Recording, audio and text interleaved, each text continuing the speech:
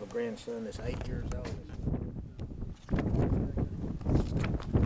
So take a look at that and let your eyes adjust to it.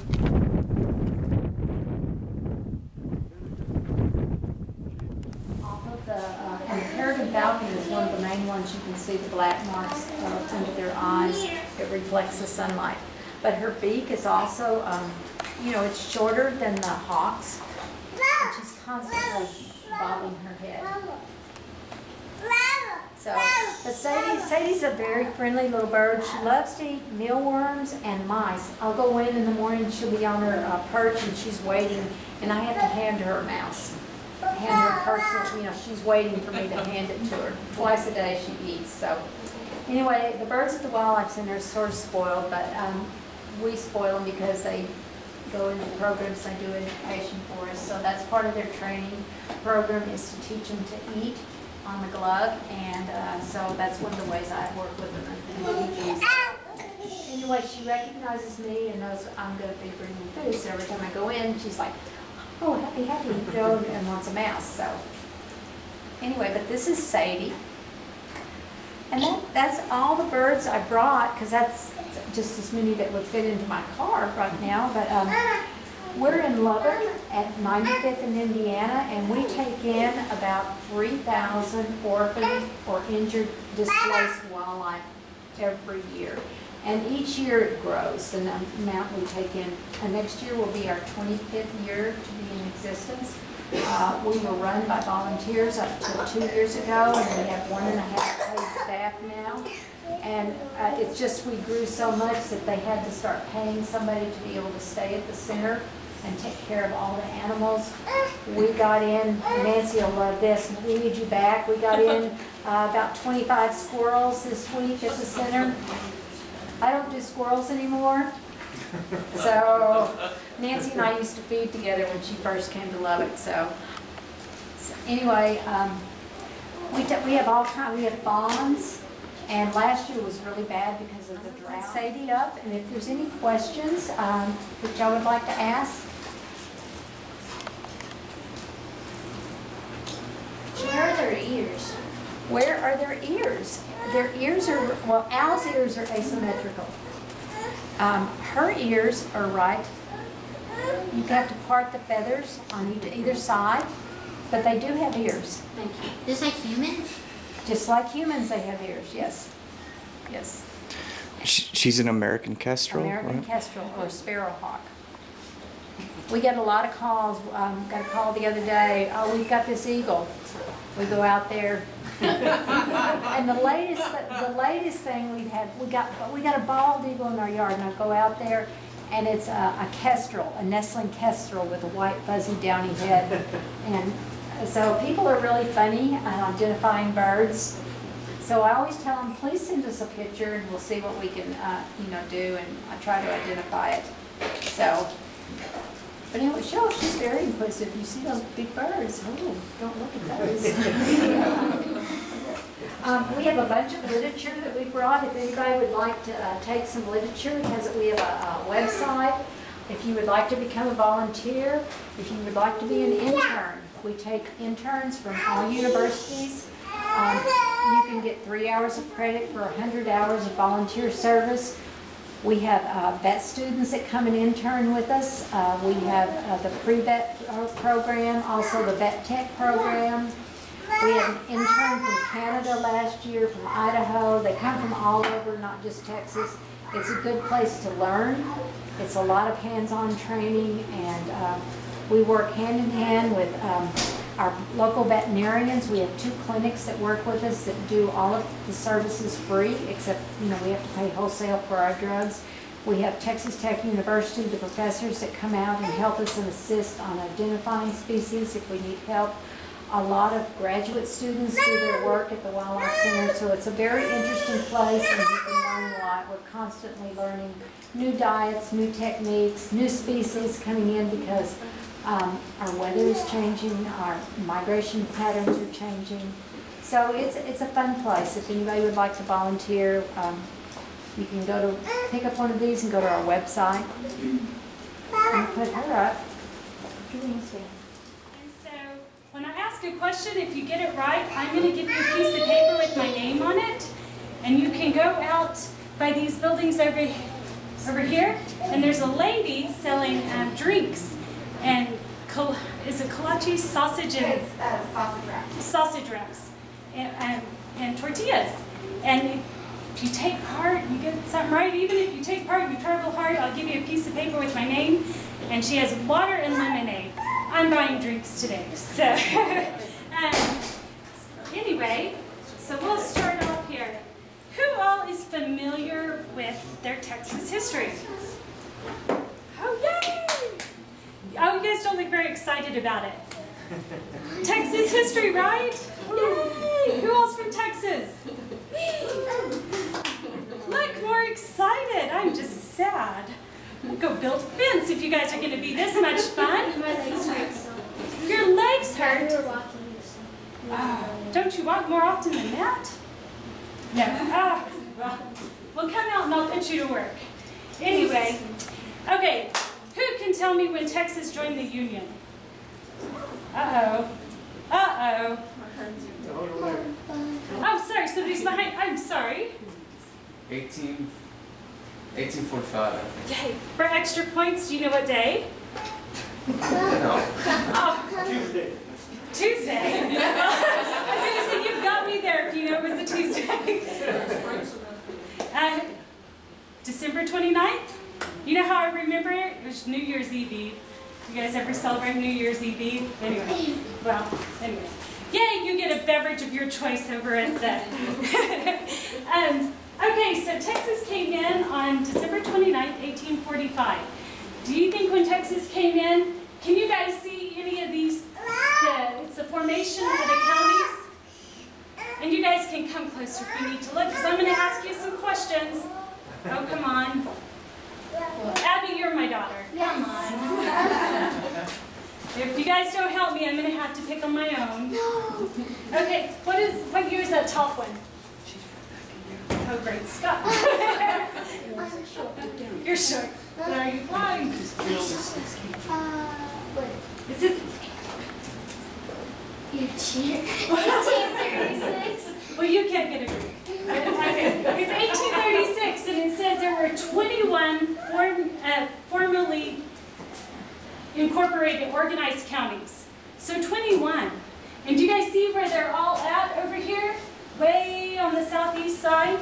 And then our next map is 1850. Now, when did Texas join the Union? 1845. Okay, so how many years after was this map done? 1850, 1845? 11. 5 years. 5, yay! It was a good one. Here you go, go get a drink. Oh, thanks. Okay, do you notice we have a few more counties? Do you see that? So we're growing a little bit, and then in 1870, we have a few more, so that's a couple more years. And then this last picture down here is 1880, and we finally have that the Panhandle, where we live, has some counties in it. So from 1836 to 1870, nobody really knew much about the Panhandle. Can you believe that? We were basically just a wide open area. And there was somebody wrote in a paper when they came to, do you guys know what this area is called? The Plains. What's another term for it? It's a Spanish, 2 Spanish words. Anybody? Yay! Yellow Estacado, a beverage for you. I'll take help anywhere I can get it. So the Llano Estacado. So this guy said when he came, he said it was as vast and open as the ocean. There wasn't anything. Can you guys believe that? I can. We were once this big, beautiful, just plains. There weren't many people and stuff. Do you know why? Nobody came here. Well, nobody really came here, but why? Why do you think that was? Deuce? It wasn't It wasn't discovered, but it was. People knew about it. They knew there was this vast open. 1845. That's one reason. You guys, have you ever been thirsty? Oh. You notice we're giving out beverages? Okay. Okay, when you're out here before they started damming up rivers to make lakes and stuff, do you think there was a lot of water sitting around? No. Not really, but there was. There were two draws that were known for water. One was, does anybody know? I know a lady who knows. Sammy, can you name the two draws that are known for water? Yellow House and White Water. Yay! A beverage for Sammy. Plus, this is her birthday. So, we had two draws that were known for water. Do you guys know what draws are, what they are? They're just like little lakes. Well, they're kind of little, but they can be pretty big. Like, have you ever looked at Google Maps? You guys ever look at Google Earth? I love them. It's one of my favorite things because you can see things that we can't see standing here. Do you know this is a big dish? Did you guys watch coming in? How you drove down, no matter which direction you came from, you came down. The road came down. We're at kind of the bottom of a big lake area. And so there were just two places crossing these plains that were known for water. And does anybody know what it was called? Kind of the playa? Well, there's a, okay, I'm going to test your Spanish. La pista de vida agua. Spanish? Spanish?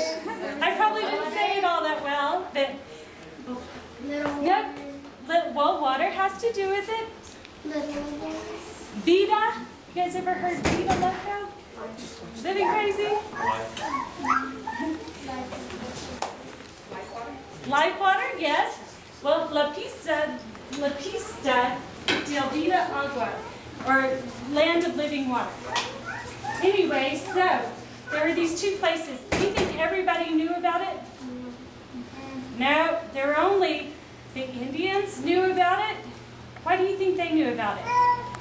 Because they were the first ones here. They were the first ones here, and you know what? They lived here, and they were happy, huh? What's that?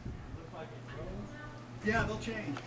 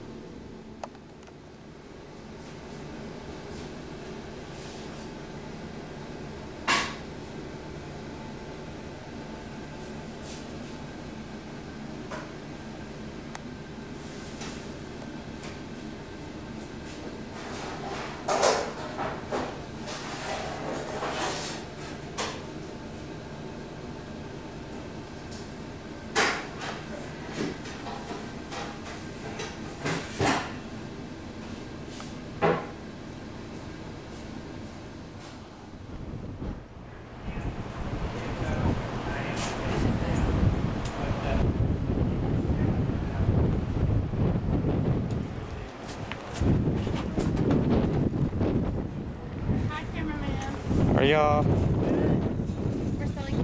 One of these stickers out. And Sammy, what? It's a geocache? Yes. And it has the coordinates on a paper.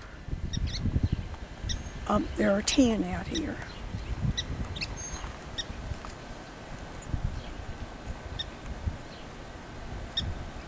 And they can take their GPS and come out here by the coordinates and find it. Right. And they open that. And there's toys in here that they take out. Oh, cool. There's a jump rope and they find all this using GPS? yes. And here's the snake. And it's a rule when you go geocaching, you take one and leave one. That way, Someone else has a chance? yes.